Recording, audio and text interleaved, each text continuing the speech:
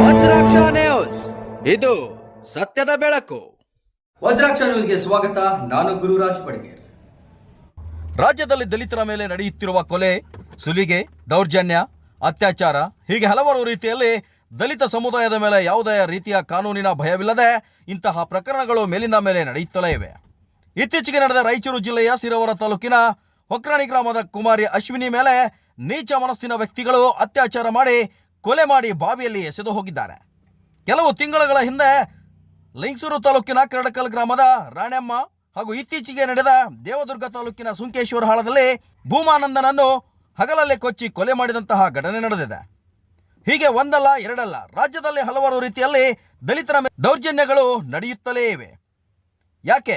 ಇದು ಸರ್ಕಾರದ ವೈಫಲ್ಯವೋ ಅಥವಾ ಪೊಲೀಸರ ವೈಫಲ್ಯವೋ?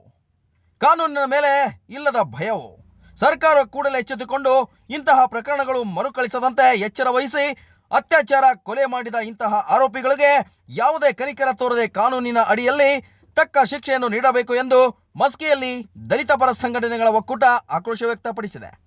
ಈ ಸಂದರ್ಭದಲ್ಲಿ ದಲಿತ ಮುಖಂಡರಾದ ದೊಡ್ಡಪ್ಪ ಮುರಾರಿ, ದಾನಪ್ಪ ನಿಲುಗಲ್, ದೊಡ್ಡ ಕರಿಯಪ್ಪ, ಹನುಮಂತಪ್ಪ ವೆಂಕಟಪುರ, ಮಲ್ಲಪ್ಪ ಗೋನಾಳ್, ಮೌನೇಶ್ ಮುರಾರಿ, ಶಿವಪ್ಪ ಯಕ್ಲಾಸ್ಪುರ್, ಮೌನೇಶ್ ಅಮೀನ್ಗಢ್, ಕಿರಣ್ ಮುರಾರಿ, ಕಾಸಿಂ ಮುರಾರಿ, ಅಶೋಕ್, ಸಿದ್ದು, ಅಮರೇಶ್ ಪಾಮನ್ ಕಲ್ಲೂರು, ಸಾಯಿಬಾಬು, ದಲಿತ ಪರ ಸಂಘಟನೆಗಳು ಹಾಗೂ ದಲಿತ ಮುಖಂಡರು, ಸಾರ್ವಜನಿಕರು ಸರ್ಕಾರದ ವಿರುದ್ಧ ಘೋಷಣೆ ಕೂಗಿ ಕೂಡಲೇ ತಪ್ಪಿತಸ್ಥರನ್ನು ಬಂಧಿಸಿ ಗಲ್ಲು ಶಿಕ್ಷೆ ವಿಧಿಸಬೇಕೆಂದು ಆಕ್ರೋಶವನ್ನು ವ್ಯಕ್ತಪಡಿಸಿದರು. Vajraksha news report, Amaresh ಚಿಲ್ಕರಾಗಿ, Maski.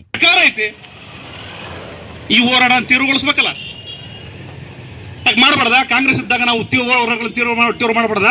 ದಲಿತರು ಮಾಡಬಾರ್ದ? ಹಿಂದುಳಿದವರು ಮಾಡಬಾರ್ದ? ಅದು ಯಾವ ಕೊಲೆ ಮಾಡಿದ್ರು ಕೊಲೆ, ಅವ್ರು ಕೊಲೆ ಮಾಡಿದ ಅವ್ನು ದಲಿತ ಆಗಿರ್ಲಿ, ದರಿದ್ರ ಆಗಿರ್ಲಿ, ಅವ್ನು ಮೇಲ್ವರ್ಗದವನು ಆಗ್ಲಿ, ಕೆಳವರ್ಗದವನು ಆಗಿರ್ಲಿ, ಯಾವ ಕೊಲೆ ಮಾಡಿರ್ತಾನೆ ಕೊಲೆ. ಇದಕ್ಕೊಂದು ಹೊಸ ಕಾನೂನನ್ನ ಜಾರಿ ಮಾಡಬೇಕು. ಇಂಥ ಮಕ್ಕಳನ್ನ ಗಲ್ಲಿಗೇರಿಸ್ಬೇಕು. ಅವ್ರನ್ನ ಮುಂದಿನ ಬಾಗಲೇ ಬಿಡೋದು, ಹಿಂದಿನ ಬಾಲೆ ಅವ್ರಿಗೆ ಸಪೋರ್ಟ್ ಮಾಡೋದು, ಹೊರಗೆ ತರೋದು ಅಂದ್ರೆ ಉಳಿತೀವಿ ನಾವು. ನಾವೇನು ಹೋರಾಟ ಮಾಡಿದ್ರೆ, ಇಷ್ಟು ವರ್ಷ ಹೋರಾಟ ಮಾಡಿಕೆ ಬಂದ್ರು ಅದು ವ್ಯರ್ಥ. ಯಾಕಂತಂದ್ರೆ ನಮ್ಮವರು ನಮ್ಗೆ ರಕ್ಷಣೆ ಮಾಡಲ್ಲ ಅಂತಂದಾಗ ಇನ್ನೊಬ್ರು ನಮ್ಮ ರಕ್ಷಣೆ ಯಾರು ಮಾಡ್ತಾರ? ಅದು ಸಾಧ್ಯ ಇಲ್ಲ. ಅದಕ್ಕೆ ಕೂಡಲೇ ಪ್ರಿಯಾಂಕಾ ಖರ್ಗೆ ಅವರು ರಾಜೀನಾಮೆ ಕೊಡಬೇಕು. ಕೊಡ್ಲೇಬೇಕು. ಪ್ರಿಯಾಂಕಾ ಖರ್ಗೆ ಕೊಡ್ಲೇಬೇಕು. ತಾಕತ್ತಿದ್ರೆ ಘೋಷಣೆ ಕೂಗಿ ಹೋರಾಟ ಕೇಳ್ರಿ.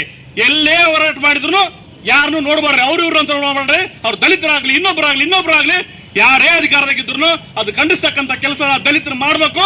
ಹಂಗ್ ಮಾಡಿದಾಗ ಮಾತ್ರ ನಮ್ಮ ಅಕ್ಕ ತಂಗಿರು ಉಳಿಯಕ್ಕೆ ಸಾಧ್ಯ ಅಂತಕ್ಕಂಥ ಹೇಳಿ ಅವಕಾಶ ಕೊಟ್ಟಿದ್ದಕ್ಕಾಗಿ ಎಲ್ಲರಿಗೆ ಹೊಲಿಸಿ ನಾನು ಎರಡು ಮಾತನ್ನು ಮುಗಿಸ್ತೇನೆ.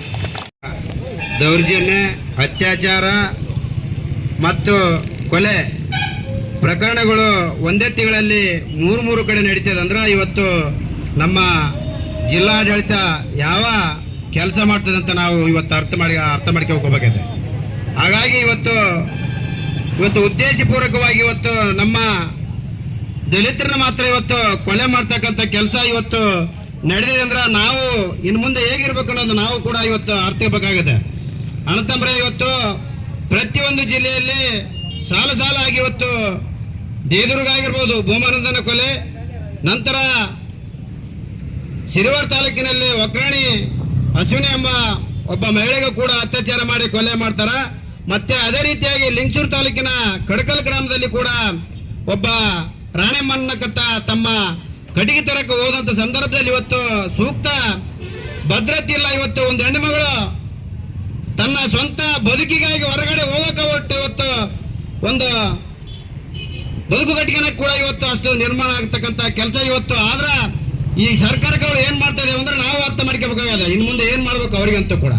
ಇವತ್ತು ರಾಜ್ಯ ಸರ್ಕಾರ ಆಗಿರ್ಬೋದು, ಕೇಂದ್ರ ಸರ್ಕಾರ ಆಗಿರ್ಬೋದು, ಇವತ್ತು ರೈತರ, ಇವತ್ತು ಪ್ರತಿಯೊಬ್ಬ ದಲಿತರ ಮಹಿಳೆಯರಿಗೂ ಕೂಡ ಇವತ್ತು ಸೂಕ್ತ ಭದ್ರತೆ ಇರಲಾರ್ತಕ್ಕಂಥ ಸರ್ಕಾರ ಯಾರಿದ್ರೆ ಇವತ್ತು ಕೇಂದ್ರ ಸರ್ಕಾರ ಇವತ್ತು ವಿಫಲವಾಗಿದೆ. ಇವತ್ತು ಕರ್ನಾಟಕದಲ್ಲಿ ಇರ್ತಕ್ಕಂಥ ಕಾಂಗ್ರೆಸ್ ಸರ್ಕಾರ ಕೂಡ ವಿಫಲವಾಗಿದೆ ಅಂತ ಇವತ್ತು ನಾವು ಖಂಡಿಸ್ತಾ ಇದ್ದೇವೆ. ಇವತ್ತು ಯಾಕಂತ ಕೇಳಿದ್ರೆ ಇವತ್ತು ಉದ್ದೇಶಪೂರ್ವಕವಾಗಿ ಇವತ್ತು ದಲಿತರನ್ನೇ ಕೊಲೆ ಮಾಡ್ತಾರಂದ್ರೆ ಇವತ್ತು ಇದರ ಅರ್ಥ ಏನು? ಇವತ್ತು ಇರ್ತಕ್ಕಂಥ ಡಿಜಿಪಿ ಅವರು ಕೂಡ ಇವತ್ತು ಇದರಲ್ಲಿ ನಿಷ್ಕಾಳಜಿ ಆಗಿದೆ, ಇದರಲ್ಲಿ ವಿಫಲವಾಗಿರುತ್ತೆ ಅಂತ ಇವತ್ತು ಖಂಡಿಸ್ತಾ ಇದ್ದೀವಿ ಇವತ್ತು ನಮ್ಮ ದಲಿತ ಪರ ಸಂಘಟನೆಗಳಿಂದ.